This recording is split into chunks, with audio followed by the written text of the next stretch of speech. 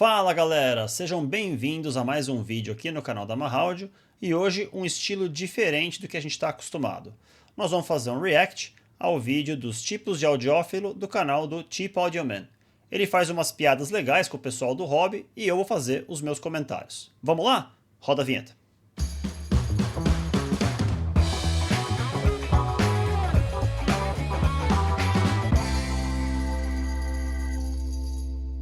Vamos lá, galera. Mas antes de começar, um pequeno aviso. Eu não sou muito fã de ficar rotulando as pessoas. Vocês vão ver que, como todo hobby, né, a gente tem as personalidades e os subtipos e os subgêneros, e vai ser engraçado falar delas, mas meu intuito aqui é só mostrar um vídeo bacana para vocês e não criar polêmica e nem ofender ninguém. Então eu vou fazer o react, vou falar das personalidades, fazer umas piadas, mas por favor, não se sintam ofendidos porque não é esse o intuito. É só comentar, porque de fato as figurinhas existem. E às vezes você pode se identificar com mais de um tipo de personalidade que tem no vídeo. Beleza? Então eu vou dar play aqui e nós vamos assistir junto com os meus comentários. Bora lá! Ser um arquivo de áudio é o melhor hobby que alguém pode ter. É relaxante, ele desperta emoções, mas o melhor de tudo é que você pode ter diabetes tipo 2 e uma dor ciática intensa e ainda gostar disso.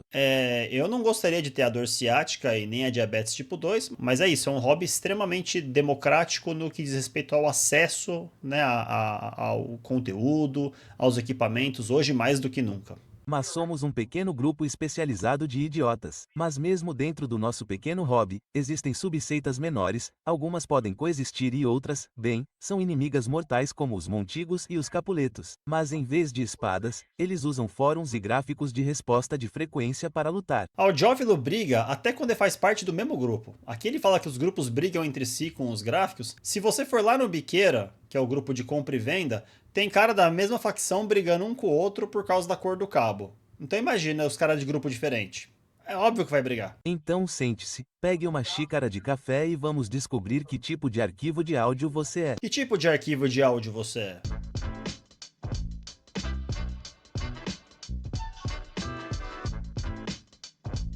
O novato em áudio barato. Eles passam mais tempo assistindo a análises de alta fidelidade do que brincando com seus filhos. Eles amam SMSL, Fuse Audio, Duke Audio, tem pelo menos 3 pares de mica RB42S e mais fontes de alimentação de 48V do que espátulas. E depois de 1 ou 2 anos percebem que gastaram cerca de US$1.500 em equipamentos baratos e poderiam ter comprado algo bom. Bom, isso é muito verdade e todo mundo já foi culpado disso, não só no áudio. Todos nós já estivemos lá em algum hobby ou outro. Notando aí que o cara que compra equipamento de áudio barato, nem sempre ele comprou algo ruim, né? Tem muita coisa da faixa de acesso do áudio que te dá uma excelente experiência. No entanto, eles estão ouvindo coisas em suas músicas que nunca ouviram antes e estão vivendo solidamente na nuvem rosa do hi-fi. Portanto, eles não ficaram ressentidos ou críticos como a galera do "sou um colega de áudio há 40 anos" nos comentários. Vocês sabem de quem estou falando. E embora a maioria das caixas de lenços de papel dure mais do que a vida útil de seus amplificadores, este é o começo de sua jornada de alta fidelidade. Tradicionalmente aí ele tá fazendo uma comparação do cara que compra coisas de áudio barata com o cara que está começando no hobby. Nem sempre é verdade, tá? Muitas vezes existe, né, uma sobreposição do cara que está começando, do iniciante, com o cara que compra coisa barata, mas muitas vezes o cara que compra coisa barata não tem condições de investir mais, muito embora ele quisesse. Então ele investe um pouquinho do dinheiro dele todo mês em alguma coisinha. Eles estão ouvindo coisas em suas músicas que nunca ouviram antes, e estão redescobrindo a alegria daquele CD antigo. De fato, muita gente que começa no ramo de áudio, né, comprando coisas baratas ou até comprando os super caros aí, a principal coisa que acontece com essas pessoas é redescobrir a música que elas já ouviam. É o momento no qual o hobby dá mais retorno. Infelizmente, a gente acaba gastando muito dinheiro nessa fase sem precisar. Os puristas vintage. Qualquer coisa depois de 1985 é lixo. Se qualquer coisa após 1985 é lixo, todos os DACs de alta performance são lixo. Eles usam o celular no quadril em um coldre como algum tipo de aventureiro de alta fidelidade de ficção científica. E usam tênis brancos. Seus receptores têm faces prateadas e laterais de madeira. E seus toca-discos são duelos. Eles só ouvem caixas de som JBL ou ADS mais antigas do que eu. Gozado ver JBL aqui na descrição, né? Eles não são a primeira escolha do pessoal audiófilo. E eles tratam as vendas de garagem como escavações arqueológicas e aparecem na Goodwill 3 minutos depois que elas abrem para descobrir se algum idiota deixou um Morance 2270. Eles compraram mais capacitores do que pilhas AA. E eles têm aquele técnico rabugento de 75 anos que cobra as $300 só para olhar na discagem rápida. Notem que ele fala do ecossistema vintage. Então, junto com o cara que curte equipamento vintage, vem junto o cara que fornece os LPs, né, os discos pro cara comprar, às vezes tem CD, né, mas tem o cara que vende o LP e tem o técnico que conserta os equipamentos velhos, porque os equipamentos velhos já tem 40, 50 anos, né, então muito provavelmente está precisando de manutenção e tem que ter o cara que dá essa manutenção e esse cara também é velho, então é o ecossistema deles aí. O monge da medição.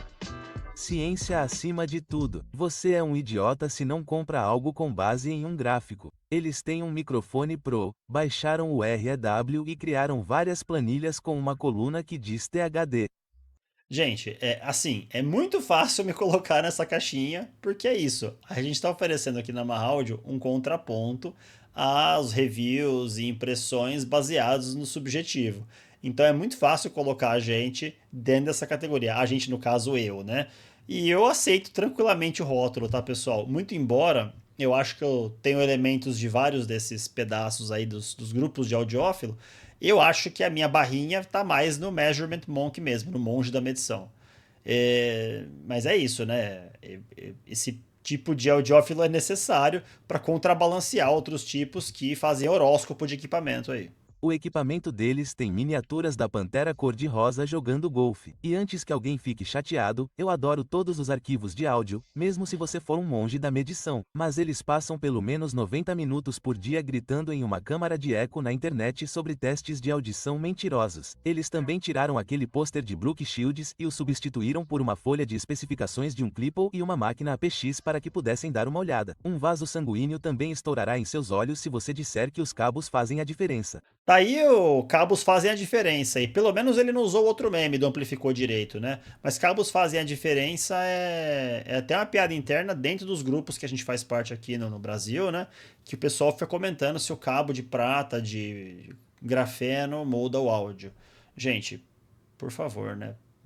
Tem derrames e derrames na internet e tem que ter alguém medindo para contrabalancear um pouco das loucuras que as pessoas falam, às vezes para vender produto, mas às vezes para justificar uma compra que fez de um produto que não faz diferença. No entanto, eles são super inteligentes. Eles sabem o que querem e, na maioria das vezes, seus sistemas têm um som incrível. Só não espere ouvir música antes de ter uma palestra de 45 minutos.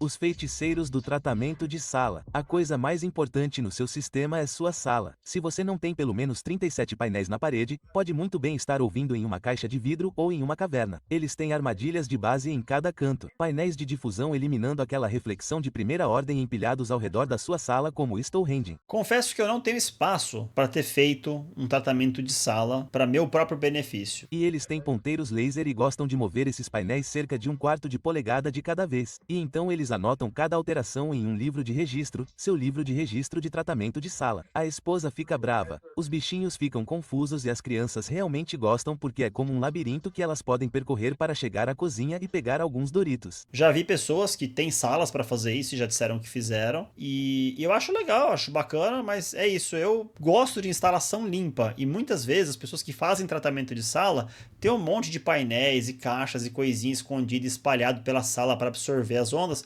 Vai soar bem, mas fica muito poluído. Então, de todos os tipos, esse é o que eu menos me identifico. Mas você vê que há agrupamentos possíveis aí. Esse cara provavelmente anda junto com os monges da medição, porque o tratamento de sala está intrinsecamente ligado com a medição de parâmetros de áudio. Elas podem ser loucas, elas podem não se importar com os outros membros da família, elas podem não se importar com a aparência do quarto, mas é bem provável que o quarto delas realmente tenha um bom som. O tratamento do quarto é uma coisa, por mais que eu queira negar isso. E elas Claramente estão para quem usa certas. Eu fone é provavelmente mais preciso de tranquilo, um né? tratamento Porque do você não quarto, precisa mas é tratar sala divertido nenhuma. tirar sarro delas. A categoria é influenciada por influenciadores. Se há um unicórnio gigante assassino que supera o equipamento por 3 vezes o preço, então o número de rastreamento já está na caixa de entrada delas. O suporte de alta fidelidade delas muda com mais frequência do que a torre de carros Carvana, e aquele estudante de intercâmbio mora na casa delas mais tempo do que aquele novo DAC. Eles sentem mais dopamina clicando em comprar agora do que em Diana Kroll. Eles só compram caixas de som pretas de estante para poderem trocá-las sem que a esposa perceba. Gente, quem nunca falou que gastou 100, mas gastou 3.000, não viveu. Na verdade, sou culpado disso. E eles passam mais tempo assistindo idiotas como eu do que fazendo seus relatórios de TPS e de despesas no trabalho. Obrigado por assistir um idiota como eu. No entanto, eles podem ser inconstantes, mas são aventureiros. Eles estão dispostos a correr riscos e, obviamente, mantêm youtubers como eu no mercado. Você também pode se inscrever no Can Coffee Club. Café realmente gostoso entregue a você todo mês. O que há com os audiófilos que também desenvolvem essa paixão por café? Você também gosta de café e de áudio? Então, escreve um comentário explicando para mim por que você acha que isso acontece. Obrigado por assistir. O arquivo de áudio hipster. Se não for obscuro, não estou interessado. Não se trata de algo que soe bem. Trata-se de descobrir uma nova banda da qual ninguém ouviu falar, e então você conta a todos sobre a banda. Você até mantém uma planilha detalhada sobre a data em que a banda popular esgotou, porque eles eram melhores antes. O equipamento pode ser uma variedade de coisas, de vintage a novo, mas nada disso está amplamente disponível. Gaba-se de encontrar a primeira prensagem de um disco que ninguém queria. Vamos argumentar com você que as fitas cassetes realmente soam bem. Eles bebem cerveja artesanal enquanto dizem a todos que querem ouvir que streaming não é música de verdade. Eles acham um jeito de mencionar a Realtore pelo menos uma vez ao mês com um desconhecido. E há mais Chrome no armário deles do que um sistema de escapamento Harley porque, bem, eles estão acumulando fitas Chrome. No entanto, podemos aprender algo com o arquivo de áudio hipster. Ouvir intencionalmente para aproveitar o processo, o ritual de ouvir música. Esse é um fenômeno que eu tenho percebido com o aumento de outros tipos de entretenimento, tipo redes sociais, redes de vídeos, né, do YouTube. As pessoas estão parando de parar para ouvir música, de sentar na mesa ou no sofá, deitar na cama e ouvir música, apenas a música e os detalhes da música. Então, muita gente faz a música fazendo outra coisa. Então está trabalhando ouvindo música, está fazendo esporte ouvindo música, mas não está somente ouvindo a música. Você para e ouve só música? Ou ouve só o áudio lá, o conteúdo, o vídeo, pelo áudio que você está ouvindo? Deixa nos comentários aqui se você faz isso. O devoto do faça você mesmo. Vejo isso o tempo todo nos comentários quando falo sobre algo de que gosto. Vem assim. Por que você compraria isso quando pode simplesmente fazer e passar 30 horas fazendo? Tudo o que eles têm lá foi montado com suas próprias mãos. Amplificadores RefKit, alto-falantes de pesquisa GR. Eles gastaram mais em seu ferro de solda do que em seu primeiro carro, e têm as cicatrizes para provar isso. Existe uma coisa muito especial de você, em qualquer hobby, montar o equipamento que você usa para aquele hobby, tá? Então, você construir o carrinho de rolimã para descer a ladeira, fazer o seu equipamento de áudio para ouvir sua música, é bastante satisfatório porque você se sente capaz de gerar alguma coisa útil. Então, é realmente gratificante. Eles podem discutir de forma inteligente qual modelo de pulseira de aterramento é o melhor. Não só qual modelo de pulseira de aterramento, mas normalmente o cara que faz seu próprio equipamento pesquisa sobre o que compõe esse equipamento. Então, madeira para caixa, materiais, né, usados em falantes, o tipo de falante, coisa usada em fone de ouvido, amplificador, DAC, os tipos de transmissor Bluetooth. Então, a pessoa que faz, né, o seu próprio equipamento tem muita base para discutir. No entanto, esse é um tipo muito difícil aqui no Brasil, porque precisa de espaço, cada vez mais raro nos grandes centros, aonde está a tecnologia mais fácil, né? O recebimento de tecnologias novas é mais simples, e o espaço é limitado, você não tem como ter uma oficina. E ainda mais, os equipamentos necessários são todos muito caros e pagam muito imposto. Então acaba sendo muito difícil você ter o cara do DIY dentro do Brasil. E a Partes Express envia a eles uma nota de agradecimento escrita à mão no final de cada mês. E eles não conseguem conceber que a maioria de nós usa lentes progressivas. Nossas mãos tremem um pouco. E a ideia de operar um roteador que está funcionando a 7.000 RPM e usar um gabarito circular pode ser estranha para algumas pessoas. No entanto, tudo o que ouvem, eles fizeram ou montaram.